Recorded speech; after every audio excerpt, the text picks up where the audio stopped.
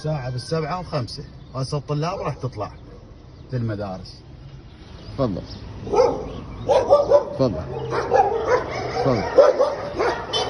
تفضل. هاي قبله حي الشهداء.